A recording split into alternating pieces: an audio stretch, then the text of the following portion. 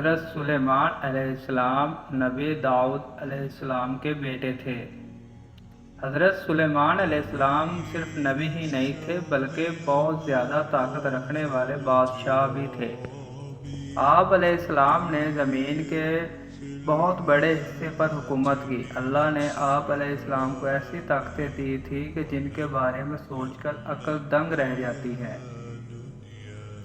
حضرت سلیمان علیہ السلام بچپن ہی سے بہت زیادہ سوجھ بوجھ، عقل اور سمجھ رکھتے تھے۔ سامنے والے کی بات جلدی سمجھ لیتے تھے، نتیجہ نکالتے اور فیصلہ کرتے۔ ایک مرتبہ آپ علیہ السلام نے کم عمری میں اپنی دانائی کی باتوں اور قانون کا اصول بنا کر سب کو چونکا دیا۔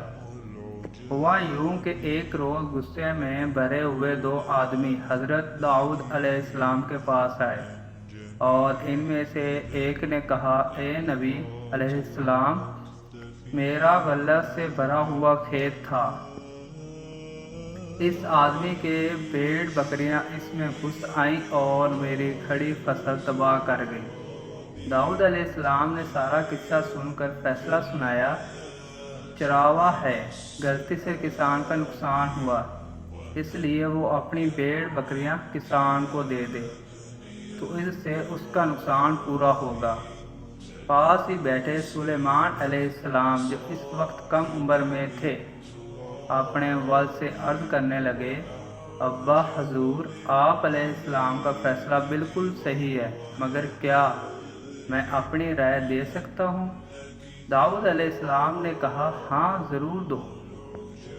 سلیمان علیہ السلام نے ادب سے کہا، میرا مشورہ ہے کہ چراوا ہے، سب جانور کسان کو دے جائیں اور ان کا دودھ اور اون سے فائدہ اٹھائے۔